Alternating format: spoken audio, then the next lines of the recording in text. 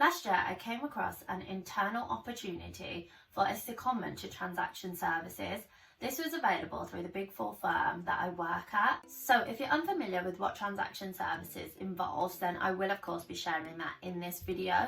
What I'll be talking through is actually the whole process. So first of all, transaction services did grab my attention. I didn't go out looking for the opportunity, but once it came about, I actually found out more and was interested. So I'll tell you exactly why, as well as the actual process that I went through. So I did go through an interview stage, which I was successful for, but then I also had a case study, and that was actually where I was let down. So spoiler alert, I did not actually get through due to the case study, but I have a lot I can share with you, and hopefully you can learn from my mistakes.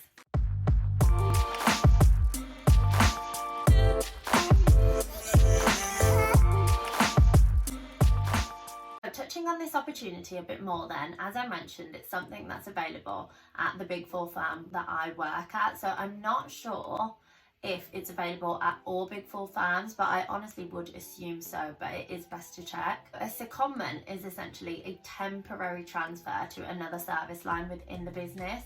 So what it means is you can essentially try it out for, say, a 6-month period and then go back or potentially stay in that new role. So I started on the audit graduate scheme. You can find out more information here. And yes, I am still in audit and was recently double promoted to manager, so I guess it did work out for the best. But it seems as though secondments are typically available to those who are in their 3rd or 4th year. I think it maybe becomes that more difficult later on, or I'm not sure if people are actually open to it then, or whether it is possible, but again, it is best to check. If you are interested in internal secondments, I think the best way to do it is just really speak to others. Speak to others in your firm, find out what is actually out there and what's potentially available to you. Networking will really help, or perhaps there's actually some talks that are on that you can go to. Or in my case, it was actually presented to me by another graduate in my cohort who works in TS. So following an initial briefing call just to find out more, I was quite interested and decided to apply. This is the part in the video now where I can talk you through the work that the transaction services team do. So of course, I am no expert, I did not do the secondment, but I did do a lot of thorough research, and if you've watched any of my videos, read my blogs, you will know that I do go into so much detail, and I really did have honestly like a couple hour calls here and there just to really understand the job, and so this is what I want to give to you today. So Wikijobs actually does give a basic summary of what they do, and so it says that transaction services are typically provided by a third-party firm, and this is when a business transaction takes place. So the most common business transaction that I was told about is mergers and acquisitions. As a third-party service provided by a professional services firm, such as one of the Big Four, they can either work for the buyer and perform that buyer side due diligence, or they can actually work for the seller, so they can perform some vendor side due diligence. So there are of course other types of business transactions too, and that could be, say, management buyouts, IPOs, or refinancing. The simplest way this financial due diligence transaction services role was kind of explained to me is that for any big purchase, you of course would have some checks. So for example, if you're going to buy a house, you would have some perhaps home inspectors involved, and they would make sure that the foundations aren't exactly crumbling, or there's not any big gaping holes or any issues. This essentially minimises the risk and avoids any kind of unforeseen circumstances. The main point here is that the review is always independent. The main thing that this third party aims to do is to perform some due diligence and to make sure that the client is making an informed decision. So you may be wondering, as I was at the time, why people would want help on then say the sales side, so that vendor side, because of course all you are going to do is just sell, so what kind of help do you need? Well, the work that this could involve is actually just helping make sure that the client is ready and really prepared on the financial side for that sale readiness. Vendor due diligence is typically full scope. It has a higher liability cap, which means that it will be a bit longer, so it's typically looking like 6 to 8 weeks. So when I actually look back, of course, knowing me, I made so many notes about this. So if you do want to check out my full 6-pager on this, then the link is available in the description below. I've included details of, the actual day-to-day role. I've gone into the details of quality of earnings and that type of calculation that would be involved. And then of course there is much more than that as well. So definitely do check that out if that's something that you're interested in knowing more about. If, for example, you do have a transaction services interview coming up, then it really should help you with that. You may be wondering why I chose to apply to TS. What was it about TS that stuck out to me specifically? I kind of just wanted to go with the opportunity and see what else was out there without being completely set on it. So the things that I was kind of told about TS, which did stick out to me, is that firstly, it apparently does take away those kind of pain points of audit. So having been in audit for much longer now, this isn't actually something that I do think is completely true. But stereotypically, you would think that clients don't really want the auditors there. It is a statutory legal requirement. Whereas then on the TS side, they actually really want your input and your help. I guess that is kind of the first reason, but I would just say that it really doesn't feel like that anyway. But yeah, the second thing is also that you can really see the direct fruits of your labour. So as soon as a deal's gone through and all the work's been done, it will typically be announced, or there'll be news articles about it, and you might get a mention, which is actually then of course really nice to be recognised. It then just, goes to make the work seem quite exciting and also seem as though you're doing things that really do make a difference.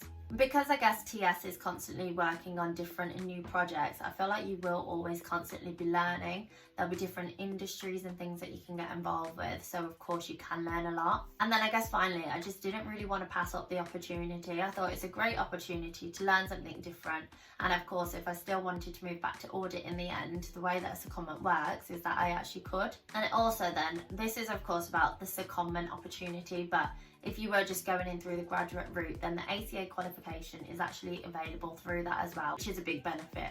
So given everything I've said, I clearly did my research. I put that whole 6-pager together. I really spoke to people. I had in-depth conversations about the whole process. I really got to understand the actual job itself, what the secondment would involve, and just build my understanding of the work that was done. I of course then also got to know about the application process, so what kind of was the best way to prepare for the interview and also the case study. And I do like to think that I am good at interviews, and remember I did get through that stage, so do actually check this video out. I've got so many good interview tips about really passing and nailing those interviews, so do check that out. And then of course it is just that much harder to prepare for an unseen case study. So my interview was firstly with a director and an associate director. So like I said, the interview did go well, and I did actually get really good feedback for my initial interview. It was all virtual as it was during COVID, and initially of course it was nerve-wracking, but then once my nerves kind of settled, I did just get into it. So I'm not going to really just say these are exactly what the interview questions were, and of course they will kind of always change and be different. But I think one that is typically expected to come up, and it did for me, is why I wanted to work in TS. Probably listed the 4 points that I previously gave, but I did also outline a lot more reasons, and these are kind of personal to me, but may also apply to you too, and that is all included in that 6-page PDF. Again, the link is in the description below.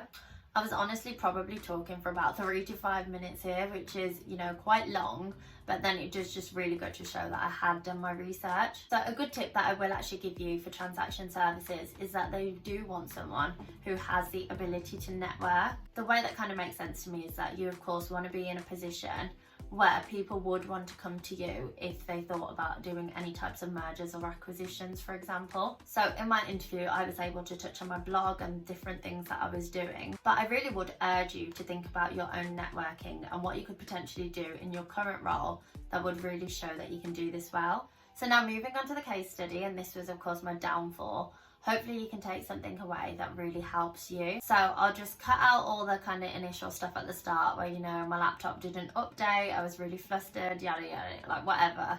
I will just say though, that was never something that was kind of brought up against me, and I did get the full amount of time and it was all okay in the end anyway. But yeah, of course, do just make sure that any updates are done prior to your interview and everything is just sorted and in order. But yeah, case studies, they're honestly just quite daunting anyway. I guess you just don't really know what to expect. This was a 2-hour case study, which is of course very, very long as well. So of course, if you are going to do a case study for a secondment opportunity, it will inevitably be something that is to do with the role. So in my case, this was something like a sales document, and it's one that a company would send out to potentially interested buyers. So my role was kind of to see what the key risks were potentially with this business. So, you know, maybe it's got an aging board, maybe there's some seasonality, etc. And then I also needed to know what adjustments would be required to EBITDA, so earnings before interest, tax, depreciation and amortization. So I had to pull a report together, and I did it in PowerPoint, and I then needed to present this to a director and associate director, different to the ones who did my interview, and this was presenting on what I had done in the past 2 hours.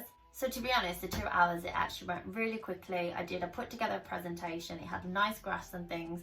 I thought that bit was actually quite good. And what I was also able to do was really present clearly. And that's so important because they do want to make sure, of course, that you are someone they'd be comfortable putting in front of clients. So on the whole then, I actually thought that it went quite well, but of course, it wasn't as good as it therefore could have been because I was unsuccessful in that case study. What was so helpful though is that I was able to have a very detailed feedback session, and I would really urge you to kind of ask for one of those if you are ever unsuccessful in an application, if possible. So the way that I went in is kind of highlighting the areas that I thought I was maybe weaker in. So I think what I thought is that I was quite detailed in some of the points, that I wasn't able to kind of just step back and kind of focus on the bigger picture. And then I guess the other main area that I thought was my downfall was kind of that EBITDA requirement, and it was in fact confirmed that this was the case. So although I was kind of running out of time, I won't use that as an excuse because I did really struggle on that last part anyway. Something that the director said is that actually she recognised that I was aware of these kind of key risks because I'd already spoken about them in the first part of the case study presentation. But then where I was let down is that I didn't really pull them through and bring them into that last part of the question. That kind of link and really demonstrating that understanding is, I guess, where I went wrong because I wasn't able to do that. This was also then an area that other candidates were just stronger than me at. So that EBITDA adjustment, that is actually a big part of the TS role because you may need to be involved in calculating the quality of earnings. So more is mentioned in that PDF if you have no idea what I'm talking about. But you know, if you kind of just look past it all and think about what actually happened, is that I had a chance to demonstrate how good I'd be in that role and what I could do. And I guess it just showed that I wasn't as strong as I thought I could have been in that role. My actual key takeaway from it all was that actually, perhaps I wouldn't have been so good in the role itself. And so, you know what, I guess the role maybe just wasn't for me. So although I was unsuccessful, I hope what this video shows is that actually there are some benefits of just putting yourself forward for opportunities that do arise.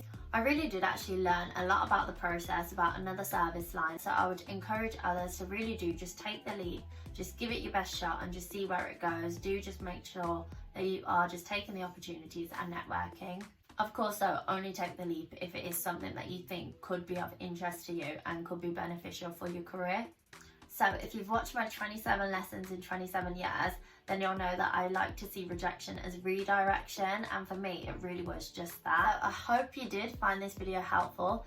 If you did, then do give me a like. Any questions at all, then do drop them in the box below, and I'll be happy to answer those. And as always, I will be back with more videos every single week, so make sure you do subscribe, and hopefully you'll see me again soon. Thanks.